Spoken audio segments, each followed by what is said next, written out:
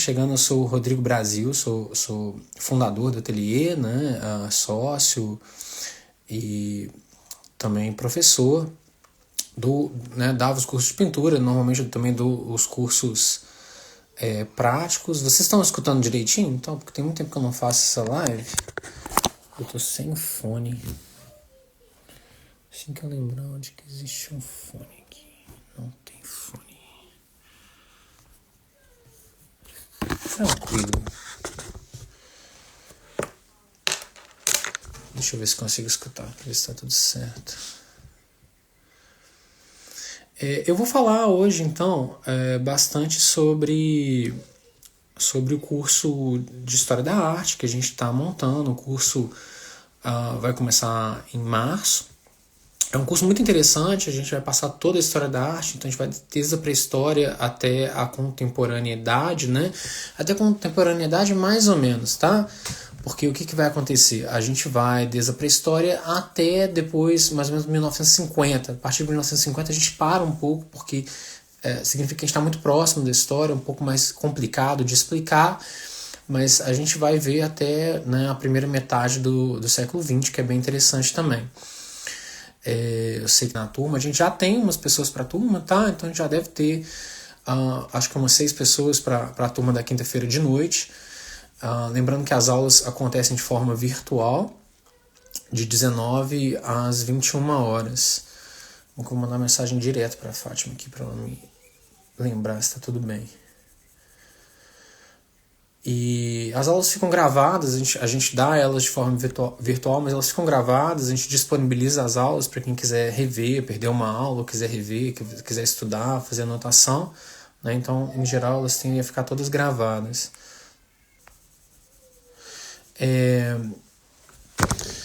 E o que acontece? A gente estava até pensando na data para começar o curso, a gente tinha pensado até fevereiro, quando a gente pensou a primeira vez, mas fevereiro é um momento um pouco conturbado por conta do carnaval, então tem vários eventos de carnaval que vão encher um pouco a agenda das pessoas, e eu mesmo tenho pormenores que eu estou com exposição aqui na Itália, em Roma, e então tem uns dias que eu teria alguma dificuldade de dar as aulas, somando com a questão do carnaval, fica teoricamente um pouco difícil.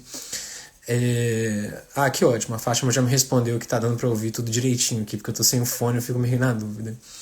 Vamos começar a conversar então sobre o que é o curso, né? Tipo assim, no Ateliê 50 a gente dá então vários cursos, a gente dá desenho, da pintura, da gravura, da fotografia, estavam perguntando aqui sobre fotografia também um pouco mais cedo.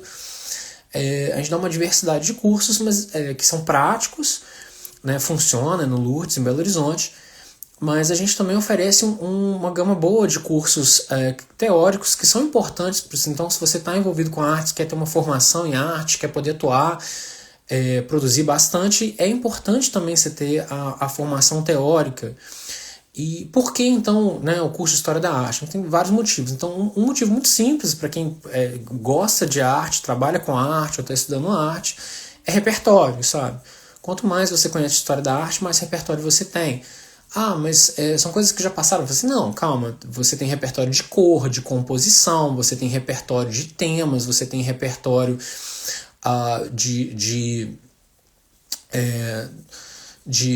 desenho, você tem repertório de forma, você tem então uma sequência de repertórios que é interessante, que vão somar o seu conhecimento e vão te deixar uma pessoa sempre mais capaz de produzir. Então, o primeiro grande ganho, por exemplo, no curso de História da Arte é esse repertório. Né? O outro é o próprio conhecimento, tipo assim, conhecer a história da arte, né? Entender um pouco melhor, não vai te fazer mal, só vai te acrescentar. Né? Eu dei o curso outra vez, inclusive eu tinha um aluno que é o Yuri, né? Depois ele foi viajar para a Europa e ele até me marcou, falou assim, não tem grande satisfação de simplesmente olhar para o quadro e saber exatamente o que é, onde é que estava, onde é que ele está situado, né, qual que é o contexto, sabe? É muito satisfatório mesmo, é muito agradável você saber fazer isso. Para você mesmo, sabe? Para você entender em que ponto da história você está. E eu acho que tem um ganho também que eu estava comentando um pouco nos stories, que é o ganho de você, a partir da história da arte, né? Então fazendo o curso de História da Arte, é mais fácil, então me parece, você gravar os eventos históricos, você gravar o desencadeamento histórico, né, da humanidade, principalmente da cultura ocidental, que é o que a gente está focado nesse momento, né, há mais de um desenvolvimento cultural, não dá para seguir todos de uma vez, né, teriam que fazer, eu teria que dar cursos diferentes para explicar desenvolvimentos culturais distintos, mas o ocidental é esse que a gente tem mais comum para a gente mesmo, que é em grande parte o nosso, assim, de fato. E você consegue se situar, você consegue entender o que aconteceu, como é que a civilização que você está inserido foi formada ou foi sendo gerada lá atrás, até chegar no ponto que você está hoje. Então isso te situa melhor no tempo, no espaço, sabe? Para você entender melhor também quem você é, qual que é a civilização que você cresceu, sabe? Qual que é a cultura na qual você, né, floresceu, na qual você pôde desenvolver. E isso também é muito agradável, sabe? Você olhar para a história e conseguir entender um bom desencadeamento da história. Essas são as questões principais. Então, questões básicas, né? O curso começa em março, o curso acontece, né, a gente está formando uma turma nas quintas-feiras de noite, de 19 às 21 horas, tá? Virtual, pelo Zoom. As aulas ficam gravadas. O curso começa em março. Quanto tempo dura o curso? Tá, isso também é uma boa questão. O curso, ele é longo, tá? Não tem como você tentar resumir, a gente está resumindo, mas não tem como você resumir excessivamente a história da arte sem perder praticamente tudo, né? Então é uma história mais geral. Mas o curso começa em março, mas ele vai ter a duração de mais ou menos 10 meses mesmo, não tem muito como fugir disso. O que a gente faz, e isso é muito importante do esquema do curso, é dividir ele um pouco em etapas, para ficar mais fácil de gravar e de fazer as revisões também. Então, eu prefiro dividir em algumas etapas da humanidade. Assim, em geral, é a divisão normal, ou com algum pormenor que eu faço na divisão, que é uma grande aula de introdução, e somado a ela uma aula da pré-história. Tá? A gente tem depois o que a gente vai chamar de história antiga, tá? Então eu vou explicar as etapas uma por uma, história antiga, a Mesopotâmia, Egito, Grécia e Roma, por exemplo, né? Então, história mais antiga. Aí depois a gente vai entrar na Idade Média, a gente pega ali então a queda de Roma e a gente vai entrar no período da Idade Média. O período da Idade Média tem várias questões, né? Se você pensar em termos de estilo, a gente vai estar falando do românico, do bizantino, do românico, do gótico, né? Mas é um período longo de mais ou menos 1000 anos que vai começar em mais ou menos 1450, para dar uma arredondada, e vai progredir até 1400, vai começar em 450 mais ou menos, vai progredir até mais ou menos 1450 depois de Cristo. Então a Idade Média é um período super longo, né? E é interessante ser dado, tem questões muito específicas, a cultura vai ter um cambiamento muito forte, eu vou chegar a comentar um pouquinho sobre isso, com um pouco mais de cuidado, mas é interessante. E depois eu faço uma pequena divisão, eu vou falar um pouquinho depois desse, eu vou falar umas aulas um pouco longas sobre Renascimento e Barroco, porque são dois períodos muito importantes. Então eu dou uma separada neles, porque muitas vezes a gente precisa gastar 2 ou até mais aulas com cada um deles, mas 2 aulas para o Renascimento, 2 aulas para o Barroco tendem a ser razoáveis, tá? Mas há muita coisa para se falar, inclusive porque, né, há diferenças. Então o Barroco na Espanha é uma coisa, o Barroco na Holanda é outra coisa, o Barroco na Itália é outra coisa, então há muitas divisões, tem o Barroco no Brasil também, nas colônias, que é o período das colônias também, mas é um período muito interessante, que muita coisa realmente muda no mundo, uma grande transformação da Idade Média para o Renascimento.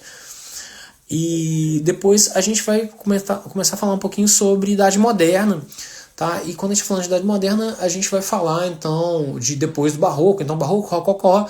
Então a gente vai falar de neoclássico, vai falar das grandes revoluções, vai começar a falar de um conjunto de filósofos que começa a aparecer, vai falar do aparecimento das democracias modernas, do aparecimento das constituições, né? Então um grande rebuliço mundial ali que vai acontecer em mais ou menos no século XVIII, né, 1700, que é o período que na filosofia muitas vezes a gente chama de período das luzes, né, século das luzes, ou esclarecimento, né? E há muita mudança, o que a gente conhece de mundo vai se configurar muito aí nesse período mesmo.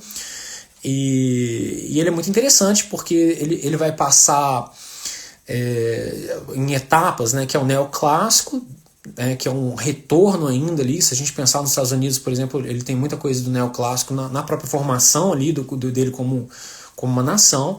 Então esse período a gente está falando da formação dos Estados Unidos de fato, assim, como um estado independente.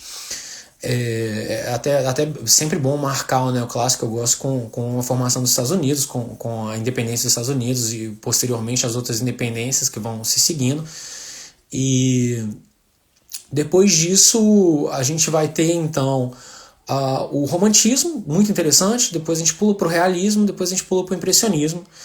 E a gente termina com o que a gente muitas vezes chama de pós-impressionismo, que a gente pode até discutir esse tema, mas que vai terminar ali mais ou menos com o Van Gogh e em alguns outros pontos ali com Art Nouveau, com o Gaudí, né, que são períodos que vão povoar principalmente ali o século XIX, que também é um século muito interessante, que é um século de muito misticismo, de muita simbologia, do próprio romantismo, também que um século que mergulhou um pouco em algum nível de depressão, também tinha grandes ondas de depressão, é onde vai nascer também a formação do Freud ali, o estudo dos sonhos, por exemplo, vão nascer ali no finalzinho desse século, que é bem interessante. E aí a gente tem o florescer do século XX, que vai entrar a arte moderna, né?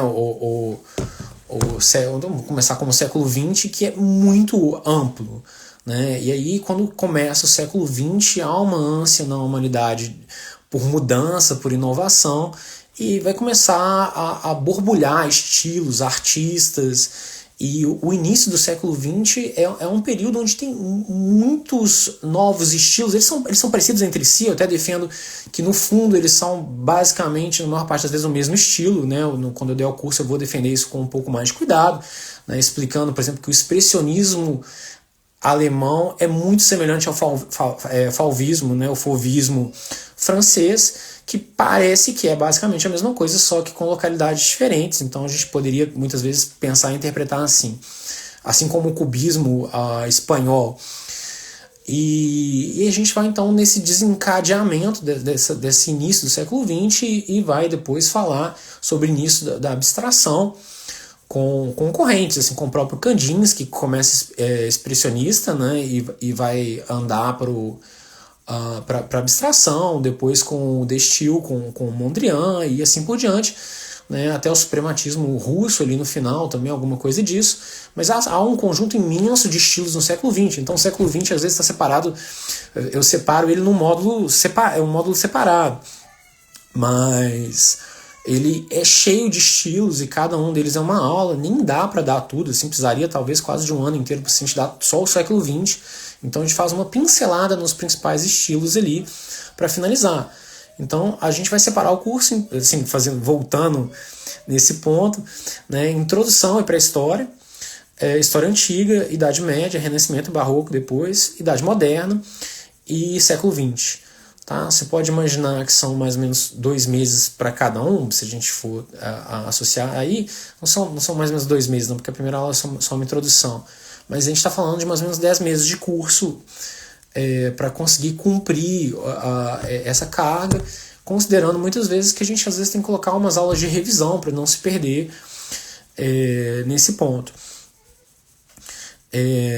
Tô vendo que tá cheio de gente, que legal que veio muita gente para cá agora.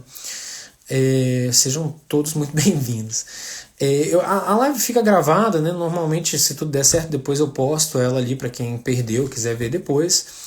E eu vou aproveitar que a gente tem um pouco do tempo, não só para explicar o curso, mas para dar uma prévia do curso mesmo, né? Do que a gente vai ver, assim, num formato bem resumido, né? O mais resumido e o mais rápido que eu consigo fazer sobre essa história da cultura ocidental. Então a gente começa o curso com a pré-história, tá? Eu passei a dar uma aula longa sobre a pré-história e eu começo a falar muito sobre o desenvolvimento do ser humano E a gente tem começado, a última vez que eu comecei 120 mil anos antes de Cristo. Tá? Assim, para dar alguns pormenores, a gente fala sobre o desenvolvimento, né, da técnica do fogo, quando o homem começa a entender o fogo 70 mil anos antes de Cristo. E aí depois a gente passa para quando ele passa a ter o controle, né, do fogo, que muda muita coisa. Não lembro a data específica, acho que é 50 mil anos antes de Cristo.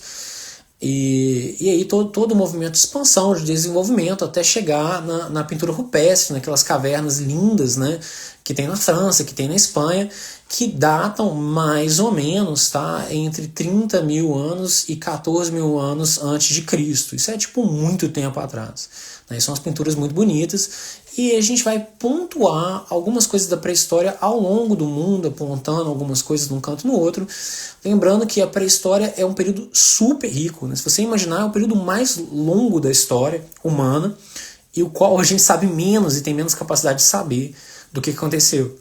Mas tipo, muito, muito interessante, né? Eu gosto muito de apontar, né, os marcos que a gente tem de desenvolvimento ali.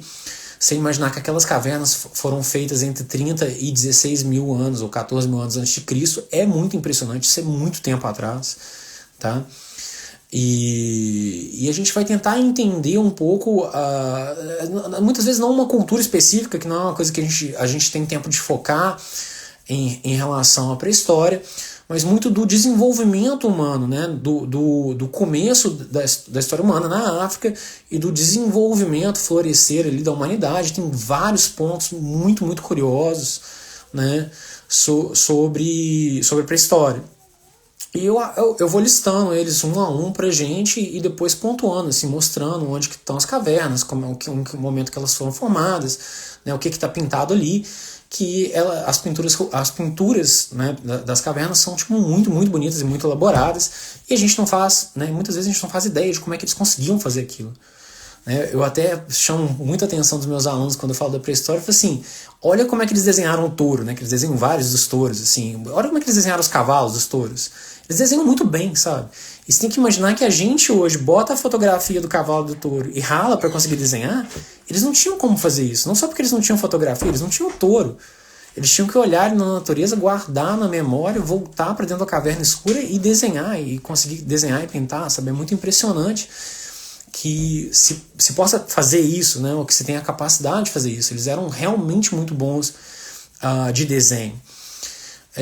Passando então a pré-história, né, a aula de introdução e a pré-história, a gente entra então no que a gente vai chamar de história antiga. Eu gosto muito, tá? Eu gasto um bom tempo nessa parte, e a gente vai ter então uma aula sobre Mesopotâmia, tá? A Mesopotâmia é o que a gente vai chamar de berço da civilização em geral, porque é onde surgem então as primeiras civilizações, as primeiras grandes civilizações, né? Quer dizer, assentamentos de terra, né? Assentamentos, cidades, florescimento de cidades e desenvolvimento de cidades com muitos habitantes, né? Porque anteriormente a isso os povos eram principalmente nômades. Então, esse território onde hoje é mais ou menos Iraque, Síria, Kuwait, era um território super fértil, mas apesar de eu falar Mesopotâmia, né, que é o território, na verdade, denomina um território, não a cultura, a gente está falando de 3 povos principais, apesar de que a gente está falando de mais que isso, que são os sumérios, os acádios e depois os assírios, tá? Então, uma sequência de povos que vão ocupar, em alguns momentos de forma simultânea, de outros de forma integrada, e algumas vezes lutando uns contra os outros, mas que tinham, em geral, uma cultura muito semelhante. O desenvolvimento da agricultura, então, o que muda na história é o conhecimento e desenvolvimento da agricultura, da roda, da irrigação, da astronomia, num primeiro momento, que é o desenvolvimento da astrologia, na verdade, mas é a formação dos primeiros calendários que permite para eles fazerem as plantações, se organizarem. Inclusive a gente usa o calendário deles até hoje, tipo, era um povo tão interessante. É sempre um dado que eu gosto de dar para as pessoas, né? Os sumérios montam esse calendário muito bom, que é baseado nos signos, né? Que é marcado pelos signos, 12 signos, e eles tinham esse sistema matemático com base 6, né? A gente está acostumado com o sistema base 10, mas tudo era base 6, então é por isso que são 24 horas no dia, porque elas são divisíveis por 6, são 4 conjuntos de 6 horas, né? E é por isso que são 12 meses, e é por isso que são 360 graus, né? No círculo. Então toda essa matemática, toda essa estruturação foi feita por esse povo que são os sumérios, e na sequência os acádios. E a gente usa até hoje, né? O seu relógio marca 12 horas, mas marca 60 minutos, 60 segundos, porque 60 minutos, 60 segundos são divisíveis por 6, e é uma formulação desses povos que vão florescer, eu não falei a data, mais ou menos 4.000 anos antes de Cristo ali. Tá? Essa civilização vai ter um grande florescimento, um grande impacto em tudo que a gente conhece, né? Uma grande influência em todos os povos que vão passar e crescer a partir dali. Então praticamente todos os povos vão ter um primeiro contato com essas civilizações, povos que a gente vai entender e compreender mais tarde. E na sequência, então, na outra aula, depois da Mesopotâmia, a gente vai falar sobre Egito, né? O Egito desenvolve quase em simultâneo com a Mesopotâmia, né? Com os sumérios e acádios. Mas ele tem um desenvolvimento separado, né? Um pouco depois, apesar de muito próximo. E eles tinham contato, eles faziam comércio e trocavam, né, informação uns com os outros, né? Também é um desenvolvimento de agricultura ali ao longo do Nilo. Mas a história do Egito é curiosa também. O Egito é muito interessante, porque tudo que foi feito no Egito, isso é bem legal, foi feito para sempre, né? Os egípcios, eles tinham então uma tendência a fazer tudo de forma que durasse para sempre. A intenção deles era sempre a eternidade. E, de fato, tudo que eles fizeram tende a perdurar até hoje, encantar a gente, né? São obras magníficas, assim, descomunais. E a cultura egípcia tem um imenso impacto. Ela talvez seja a cultura que mais perdurou, né? Os egípcios conseguem manter a cultura deles praticamente inabalada durante quase 4.000 anos. Isso é tipo muito tempo, sabe? E inclusive é uma coisa para se pensar, é uma arte que praticamente não muda ao longo de 4.000 anos, se você pensar bem. Mas no Egito, então, a gente vai falar de todo o desenvolvimento do Egito, os diferentes faraós, as diferentes dinastias, né? O florescimento das pirâmides. Curiosamente, as pirâmides são feitas bem lá atrás, bem lá no início, né? Depois eles não têm mais a capacidade de fazer as pirâmides. Mas o Egito é super interessante, né? Eles ainda não entendiam, né? A palavra arte para eles não fazia muito sentido. Todas as obras eram obras para os deuses, em alguma medida. Eu chego a falar um pouquinho sobre mitologia egípcia, eu já dei até um curso sobre mitologia egípcia, gosto bastante, é uma mitologia super rica. Na aula eu chego a comentar um pouco, apesar de não dar para falar muito sobre ela. Bom, posso lembrar alguma coisa sobre ela, deixa eu ver quanto tempo que eu tenho aqui, mais ou menos. Mas o nascimento de Ra, né? Ra é o deus Sol. E é o deus mais importante, na concepção deles, o primeiro deus, né? Haviam outros deuses antes deles, mas eles não eram deuses claramente nomináveis, né? Ra é a luz, eles viviam na escuridão. Então o Ra nasce numa flor de lótus, no meio do oceano profundo, infinito e escuro, que é o universo, né? Na concepção de universo deles. Então, dentro dessa flor de lótus, que é fecundada pelos diferentes deuses que estão ali, nasce em cima de uma pirâmide, em cima de uma montanha, de uma pirâmide, que chama Bimbim, acho que chama Bimbim, floresce essa flor de lótus e dentro dela nasce Ra, que é o Sol. Por que eu estou explicando isso? Porque as pirâmides tais como a gente conhece, elas recriam o surgimento de Ra diariamente. Porque o Sol nasce alinhado com as pirâmides, então o Sol... todos os dias, né, as pirâmides recriam o nascimento de Ra quando o Sol nasce atrás delas, né, relembrando o início do universo, né? Então é bem legal, é sempre bom fazer o paralelo um pouco com a mitologia, eu acho. E isso sobre os egípcios. Depois dos egípcios a gente vai passar teoricamente para os gregos. Não é verdade. Antes de falar dos gregos, eu dou uma aula sobre os povos esquecidos, assim, sobre as culturas esquecidas. Então eu dou uma aula específica sobre 3 culturas que eu acho muito importantes e que a gente não fala muito delas, tá? Mas que elas fazem falta depois para a gente entender as outras culturas que vão vir depois. Mas elas são os cretenses, né? O povo da ilha de Creta, que é uma civilização que desaparece depois, mas que é uma civilização muito rica, que vai ter muita influência sobre o surgimento dos gregos posteriormente, com os quais os gregos tinham contato, e o que eles concebem como civilização tem muito a ver com o contato que eles tinham com os cretenses, ou minoicos, né? A gente pode denominar eles minoicos também. Os fenícios, né? Os fenícios, tudo indica pra gente, faz crer, não é muito nenhuma dessas civilizações é fácil você marcar o início delas, tá? Os cretenses, ninguém sabe muito bem o início dessa civilização, a gente sabe o final dela, mas não muito bem o início. Os fenícios, tudo indica que eles seriam o que era denominado na época como o povo do mar, que era um tipo de associação, talvez pirata, de vários povos que vão desenvolvendo algum tipo de código, de conduta, e eles dominam o mar Mediterrâneo, e eles vão dominar o mar Mediterrâneo durante muito tempo. Né? Então os fenícios são a chave para a gente entender um povo que vai surgir depois, que são os cartaginenses. Né? A gente conhece muito os fenícios pela civilização que eles vão gerar depois, que são os cartaginenses, que vão ser grandes inimigos dos romanos, inicialmente. E eu vou falar também sobre os etruscos. Né? Os etruscos eram um povo que estava na Península Itálica, aqui, né? Eu estou na Itália agora, e que também não se sabe marcar muito bem a origem deles. Tudo faz crer que eles estavam na Península Itálica desde da pré-história, mais ou menos, ali, de tempos muito, muito passados.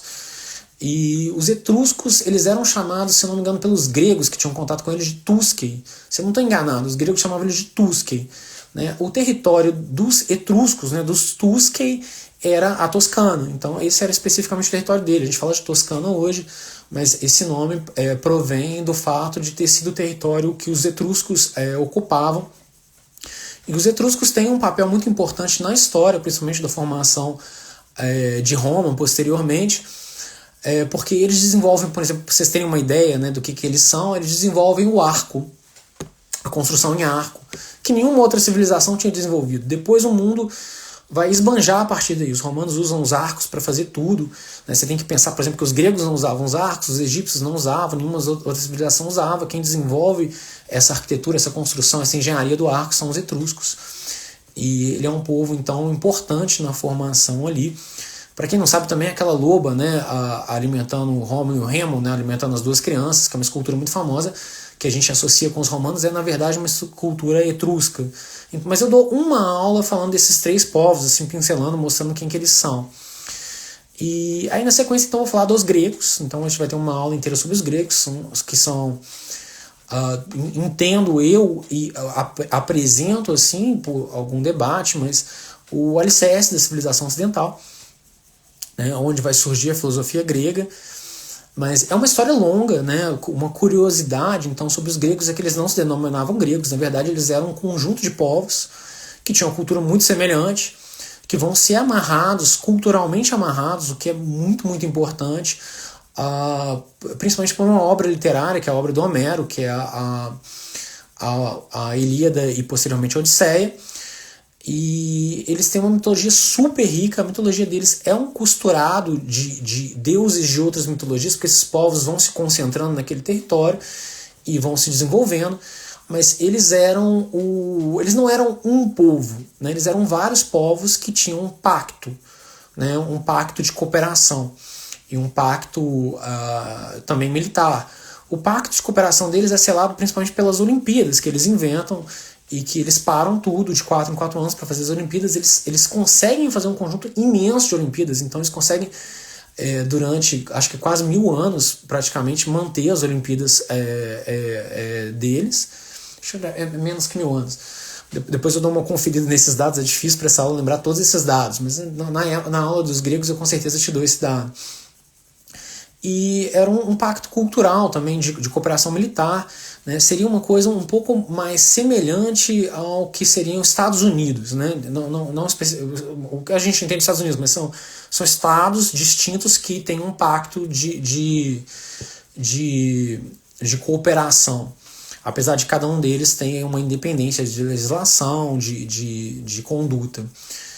E inclusive eles são mais de um povo, eles são os acádios, eles são Os coríntios, os acádios, os coríntios, eles são, esqueci o nome do outro que é super importante, que tem uma influência ali, que vai para Creta também.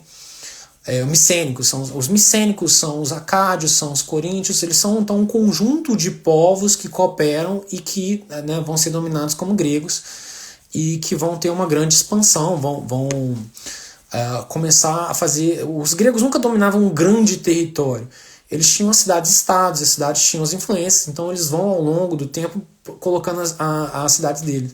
Desenvolve uma mitologia super rica, eu também já dei o curso de mitologia grega, que é muito legal, assim, recomendo muito quando abrir de novo para quem tiver interesse, tá? Então eles têm uma mitologia muito rica, muito interessante, sabe? Difícil de explicar numa tacada só, assim, em pouco tempo, mas muito fértil, sabe, para você desenvolver várias coisas, para você debater vários temas, e vão desenvolver mais tarde também a filosofia. E vão desenvolver a democracia também, né? Não todos os povos, mas grande parte deles. E os gregos, isso é muito importante de pontuar, de frisar, na minha opinião. Os gregos... Eles passam a exercer uma influência imensa nos outros povos ao redor deles. Essa influência não é uma influência diretamente econômica ou militar, é uma influência cultural mesmo. Tá? Então, os outros povos começam a ficar fascinados com aquilo que os gregos estavam desenvolvendo. Então, para você ter uma ideia, eles tinham, por exemplo, uma cidade-estado na Gália, que era Marcelle, se não estou enganado. E essa cidade, e os gauleses eram um povo muito brigão, um povo da qual outras culturas, outros povos tinham muito medo. Mas a influência que os gregos tinham era tão grande que os gauleses iam para lá estudar com eles, aprender com eles, né? Todos os povos queriam entrar em contato com eles para entender o que eles estavam desenvolvendo. E eles passam, então, portanto, a causar uma grande influência nos outros povos que vão se aproximando deles. Os gregos têm um grande embate então com os persas, né? Então os gregos estão lá tentando desenvolver a democracia, etc.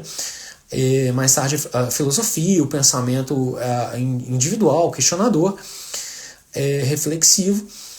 E os persas têm um grande império com muitos soldados, e os persas entram em confronto então com os gregos, assim, eles querem que os gregos se submetam a eles se recusam. E os persas então vão atacar os gregos em 2 ocasiões, com um número muito maior de soldados do que os gregos tinham. Mas nas 2 ocasiões que os persas então atacam os gregos conseguem vencer os persas. E isso muda muito a história. Essas 2 grandes vitórias gregas sobre os persas, que era uma vitória desproporcional pelo tamanho que era o exército persa e a forma que eles foram atacados no território deles, muda o curso da história, faz os gregos florescerem. Eu vou contar, não dá tempo de eu contar hoje sobre isso, não consigo desenvolver quase mais nada aqui, mas é muito legal.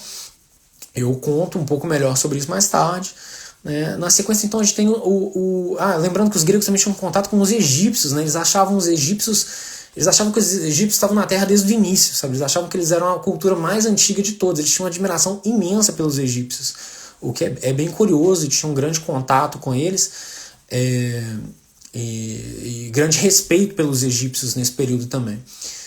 Depois a gente vai ter o desenvolvimento dos romanos, tá? O desenvolvimento dos romanos é muito curioso, eu vou tentar contar um pouco aqui, porque os romanos, eles não nascem do nada, eles também são um ajuntado de povos em alguma medida, assim, fazendo um resumo muito simples do que serão os romanos que vão surgir. Os gregos vão surgir mais ou menos 1500 a.C., né? Os romanos vão surgir mais ou menos 1000 anos antes de Cristo, 800 anos antes de Cristo, mais ou menos. Mas o que vai acontecer em relação aos romanos é que eles são um ajuntado de povos. Então você tinha os etruscos na Península Itálica, tá?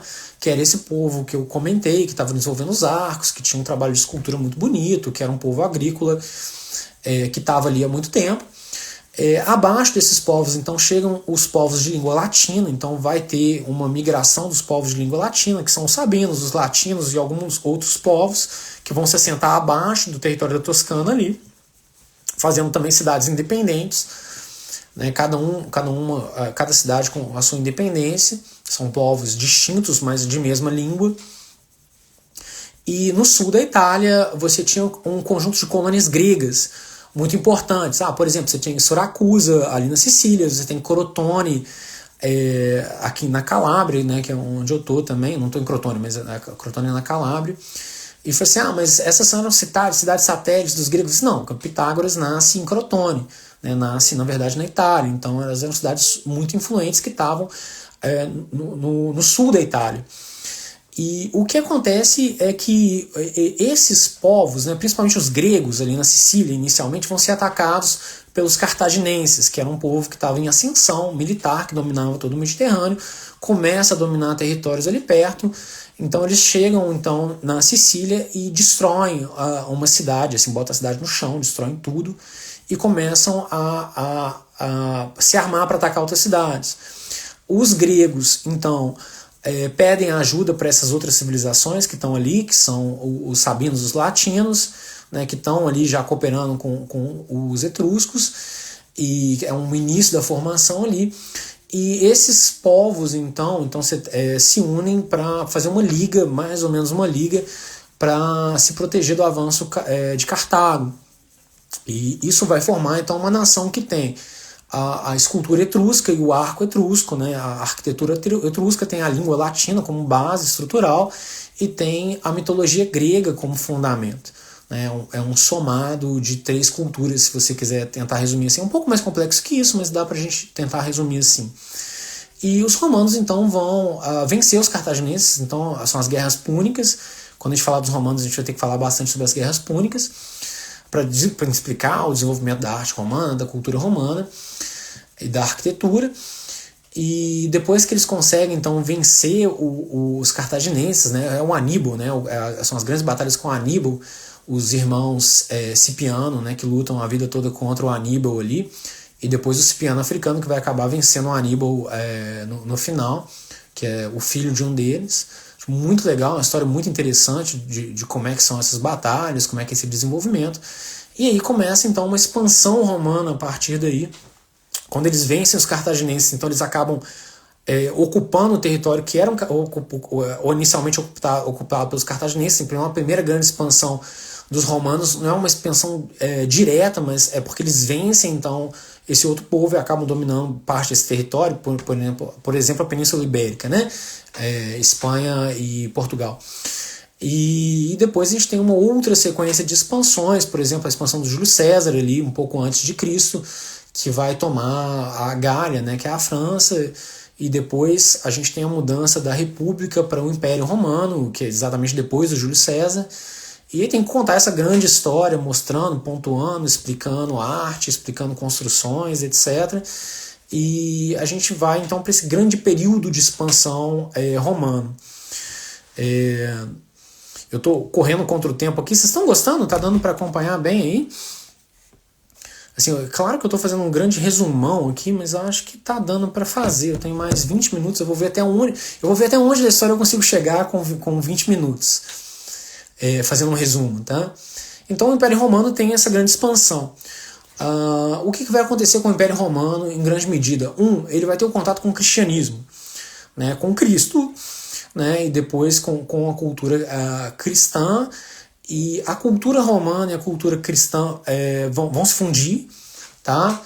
E essa fusão, curiosamente, isso sempre me chama a atenção, ela não é uma fusão pela força, porque os cristãos não tinham força para fazer isso, eles não tinham força militar, econômica, nenhuma força. Então há uma adesão gradativa dos romanos ao cristianismo até o ponto onde todos os romanos se tornam cristãos, tá? Isso vai acontecer entre 200 depois de Cristo e 300 depois de Cristo. A gente tem ali basicamente como os romanos se tornam em grande parte cristãos, né? A grande mudança, a grande virada. Nesse período também, então, a gente vai ter a construção de Constantinopla. Então a capital romana até então sempre foi Roma. Então é construída uma segunda capital romana, que será Constantinopla, no Oriente, porque era difícil de administrar, estava grande demais.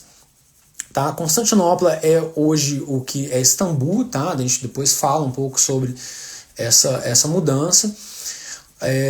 Mas Constantinopla vai ser a base então do que a gente depois vai chamar de Império Bizantino, mas até então você tem duas grandes capitais, você tem o Império Romano com duas grandes capitais, o Império vai ser rachado no meio.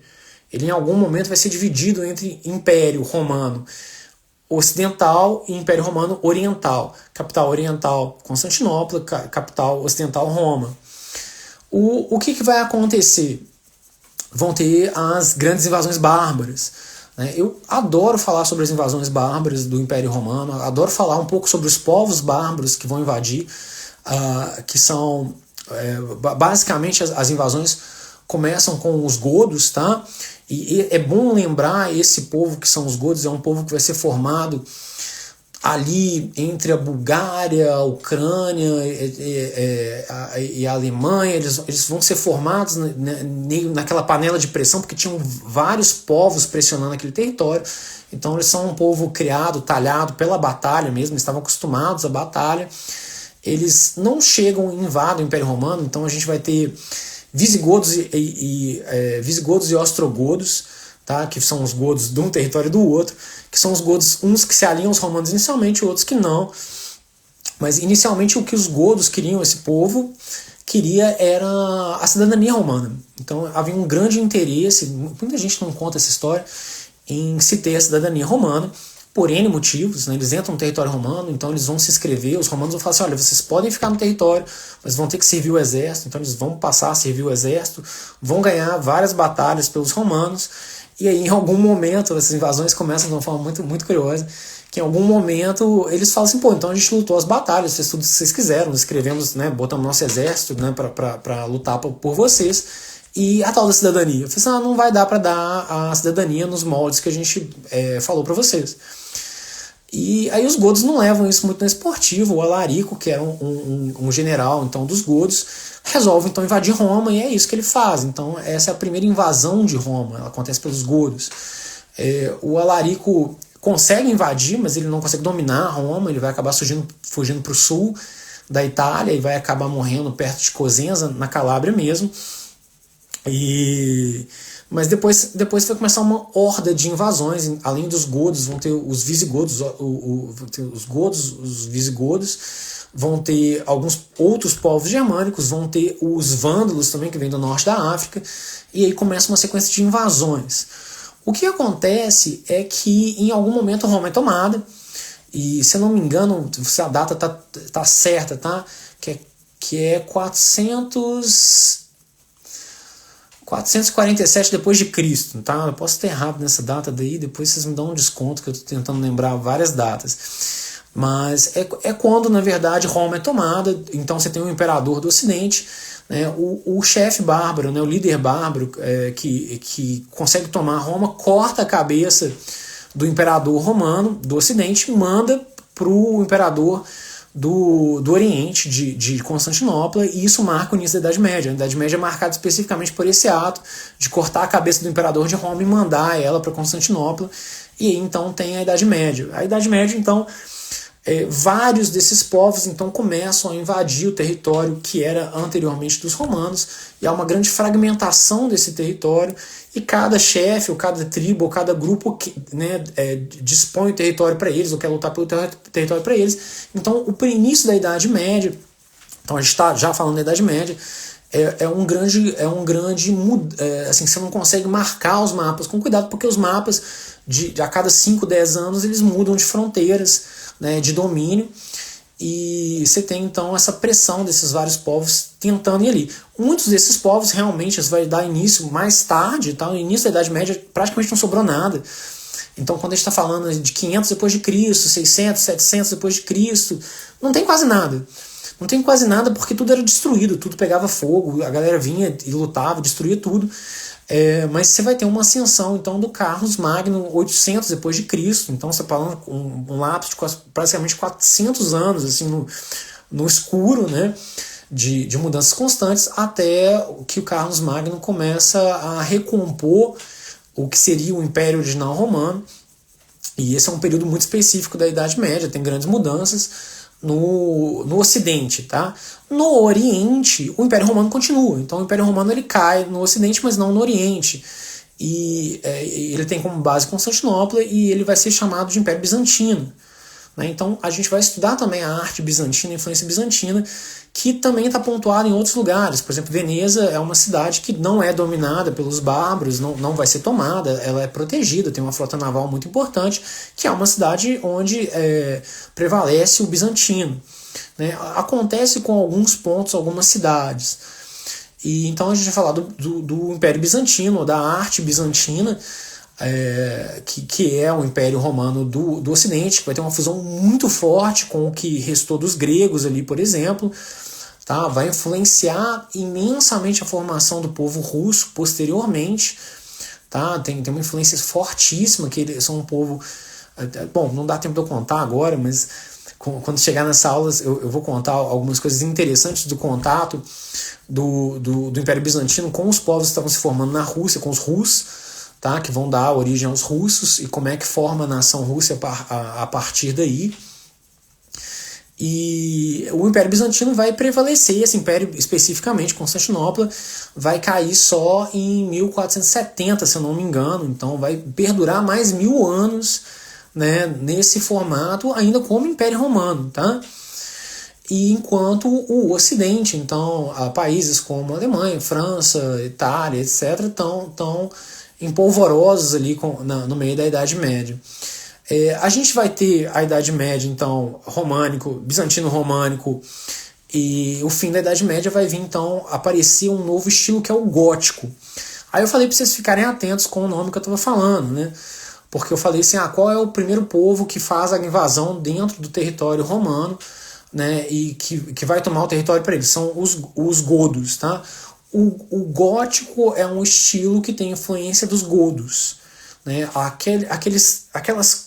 Essa cultura trançada, essa cultura mais orgânica, esse desenvolvimento mais orgânico, ele tinha uma influência na arte goda, que era uma arte basicamente nas espadas, nos escudos, etc., mas era um pouco o formato deles, e vai florescer muito mais tarde, ali, mais ou menos 1000 depois de Cristo, 1200 depois de Cristo, no que a gente conhece como gótico, que é um estilo que vai encantar o mundo, né? Tipo, você começa na França, mas vai começar a proliferar, e todas as cidades começam a querer ter uma catedral gótica, etc., e vai ter o gótico vai ter um imenso impacto. Ele representa uma mudança de perspectiva dentro da visão de mundo, tá? Isso acontece principalmente pela obra do São Tomás de Aquino, né, a Suma Teológica, que tem uma mudança de interpretação, de percepção do mundo, muito baseada também na leitura dele do Aristóteles, no retorno dele, né, interpretação dos gregos lá atrás. Né. Eu falo que a civilização grega é a raiz que os gregos são a raiz da civilização ocidental, porque eu falo assim, sempre que a civilização ocidental entra em crise, eles voltam nos gregos e estudam os gregos de novo e conseguem fazer ela florescer de novo. Então eles voltam na raiz e conseguem voltar. E é isso que acontece no final da Idade Média, quando há uma nova interpretação da obra do Aristóteles, traduzindo ela pela lógica do cristianismo, e isso dá uma nova visão de que o mundo é toda uma criação divina, né, e que toda a criação divina é mágica e importante. Então volta a ter um teor de natureza dentro das obras, de apreço pelo natural, pelos animais, e isso tem pela família. Uma coisa que me parece muito na época do gótico são as mulheres grávidas, são muito importantes, né? Isso é bem interessante. E o gótico vai perdurar em alguns lugares durante muito tempo, né? O que acontece na sequência, deixa eu ver quanto tempo eu tenho, até onde que eu consigo chegar, é o Renascimento, tá? Eu defendo muito que a história da mudança das civilizações, diferente de como alguns filósofos vão tentar interpretar, falando assim, uma luta de classes, você tem sempre uma classe que domina. Eu falo, não, sempre tem uma luta. E na maior parte das vezes não é uma luta entre duas classes ou dois grupos, é uma luta de influência de vários grupos. Mas o que me parece que transforma muito a história são os desenvolvimentos tecnológicos. Isso é muito importante de marcar. E eu considero e defendo, por conta própria, né, minha interpretação, que o desenvolvimento da prensa móvel pelo Gutenberg, ali mais ou menos 1400, não sei se no final de 1300 ou início de 1400, né, que permite então fazer os livros, né, em sequência. Os livros anteriormente eram copiados, então de repente você consegue fazer livros mais ou menos em série por preços muito baratos. Então, o que muda economicamente, assim, para vocês terem uma ideia? Muda que um livro talvez custasse o mesmo tanto que um carro hoje. Então, por exemplo, quando o livro era copiado à mão, ele deveria ter um preço como se fosse uns 20 mil reais, entendeu? Para você ter um livro, devia ser uma coisa caríssima.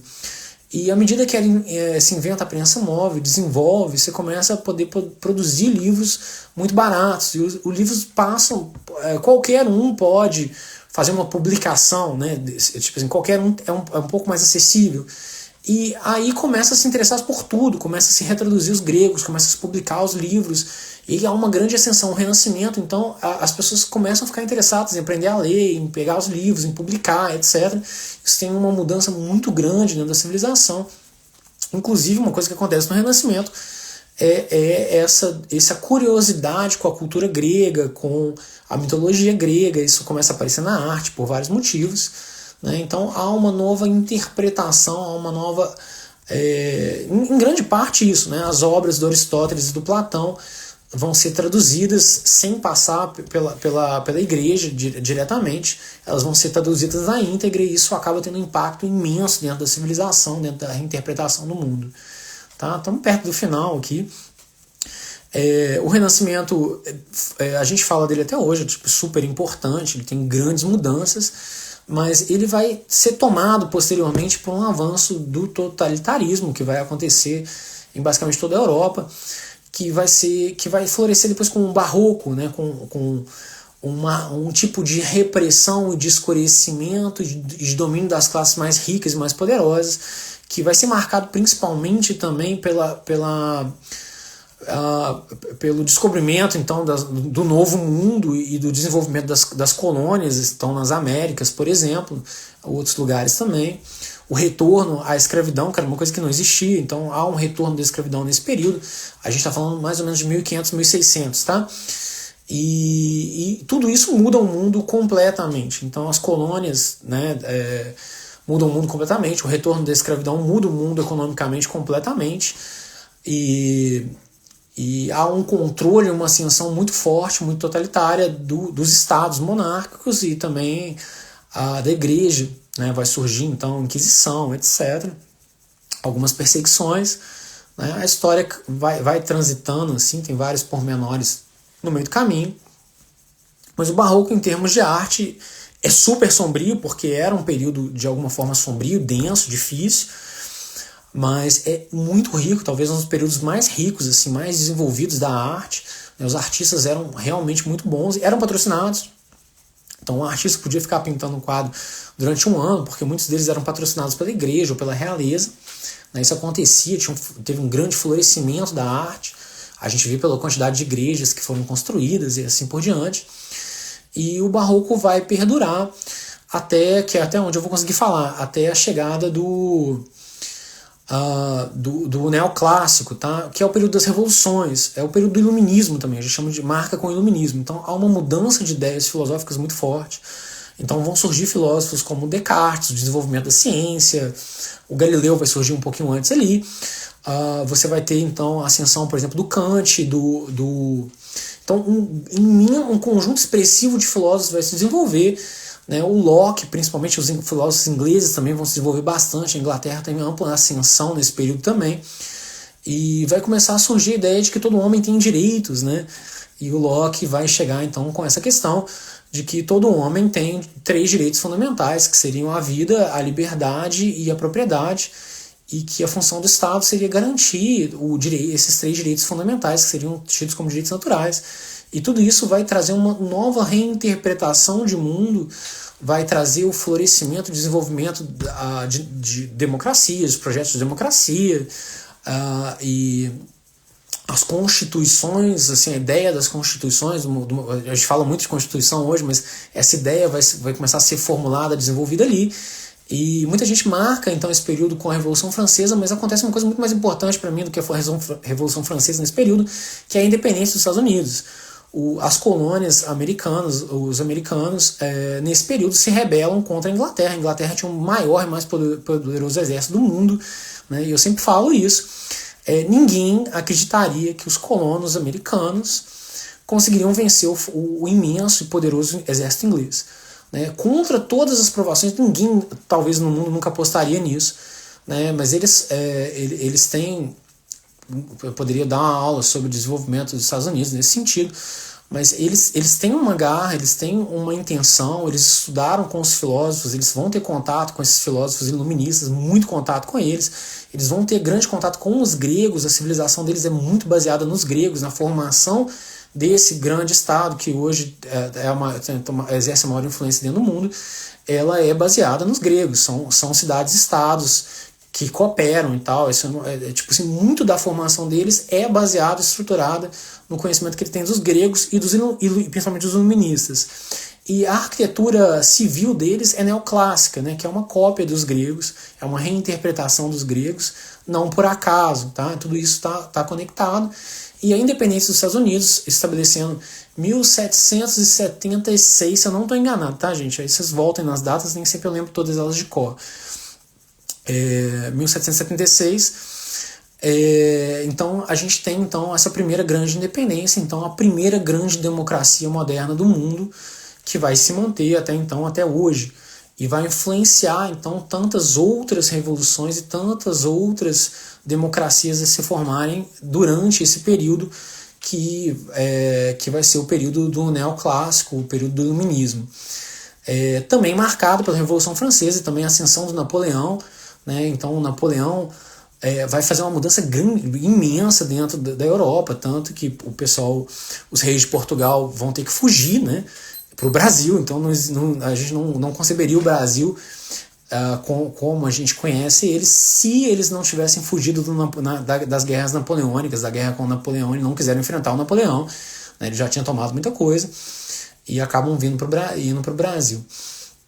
E então há uma mudança muito grande nesse período, tá? O neoclássico é controverso em muitos sentidos também para a gente explicar, mas ele é marcado pela queda das grandes monarquias, desenvolvimento das constituições, desenvolvimento das democracias, e é um período muito interessante. Eu não vou conseguir falar mais do que isso, porque eu acho que meu tempo tá esgotando aí, com certeza não tenho muito mais tempo do que isso. Eu queria ver se vocês têm alguma pergunta, se vocês gostaram, querem mandar alguma coisa, qualquer dúvida que vocês tiverem, né? Mas a gente conseguiu até desenvolver bastante, né? Eu consegui chegar até o neoclássico, né? Consegui ir um pouquinho mais longe e ser bem divertido, mas que era falar do que vem na sequência, que seria o século XIX, que é um século super interessante, mas acho que a gente deu para te dar uma pontuada também nesse século, que vai ser marcado primeiro pelo romantismo, depois pelo realismo, depois pelo impressionismo. Os impressionistas a gente conhece bem, são o Monet, o Degas, o Renoir e assim por diante. Espero que vocês tenham gostado, tá? Eu vou lembrar a vocês que o curso, né, relembrar que o curso começa em março, às quintas-feiras de noite, de 7 às 9 horas, tá? É um curso muito legal, eu recomendo para todo mundo que gosta de arte ou gosta de história que se faça, né? Como eu tentei falar algumas vezes antes, a história me parece não muito bem dada, normalmente isso é estranho, porque a história é muito interessante para ser mal dada. Quando você olha para a história e avalia os eventos, você fala assim, gente, como é que dá para errar nisso, como é que dá para deixar isso desinteressante, se é tão interessante, tão rico assim, sabe? E eu acho que é um curso que acrescenta muito para todo mundo que tiver a fim de fazer. Então, se você interessa, ainda não está no grupo, não está no curso, manda uma mensagem para a gente, fala assim, quero participar, quero saber mais informações, que eu, né, vou conversar com você, vou te colocar no grupo ali, a gente vai fazer uns combinados. A gente formou essa turma para quinta-feira de noite, né, as aulas são virtuais e ficam gravadas para quem perdeu, para quem precisar rever. No entanto, também não seria impossível, dependendo que, se houver demanda, que a gente forme uma outra turma, uma segunda turma. Às vezes a pessoa não pode na quinta, ela precisa de uma turma na segunda de noite ou algum outro horário. Se tiver demanda, a gente forma a turma, não tem problema também. Tá? Então não deixe de entrar em contato. E se você conhece alguém que gosta, que está interessado, esse é um período de formar a turma, manda para a pessoa, convida. Explica que tem um curso, ajuda a gente a divulgar, isso é sempre muito bom, essa divulgação boca a boca é muito boa, tá? E que mais? É isso. É isso. O que mais que eu podia explicar do curso? Tá bom. Eu tô vendo que tá o Pedro e a Fátima aí que vão fazer o curso. A Rosana também tá aí, também que vai fazer o curso. Isso é ótimo. Então já tendo uma boa prévia do que vocês vão ver. E é isso. Espero que esteja tudo bem com todo mundo. Obrigado para quem se manteve aí, chegou, participou, conseguiu acompanhar. Né? Vamos agora esperar. Que legal, foi ótimo. Quero acompanhar, abraço. Com certeza, sabe? Não deixe de entrar em contato com a gente, quem estiver interessado no curso. O que eu ia falar é o seguinte, é que esse curso a gente não consegue abrir ele o tempo todo, como ele é um curso longo, difícil de formar as turmas, a gente abre uma vez no ano ou uma vez a cada 2 anos. Né? Então eu peço para divulgar, para falar, comentar, porque na verdade a gente não consegue abrir ele a cada 2 meses, a cada 3 meses. A gente abre ele em geral anualmente, tá? Ou a cada 2 anos. Normalmente é mais comum que seja a cada 2 anos. Então se a gente está abrindo agora, no início de 2024, né, o mais provável é que a gente só abre de novo em 2026. E aí é um lapso de tempo muito grande e tal, tem muita coisa para você aprender. Mas é isso. Então um abraço para todo mundo, sabe? Obrigado. Eu vou ver se eu deixo a live, se eu salvo ela, eu consigo postar ela aqui também. E é isso. Um abraço, um beijo para todo mundo aí, uma boa noite para vocês.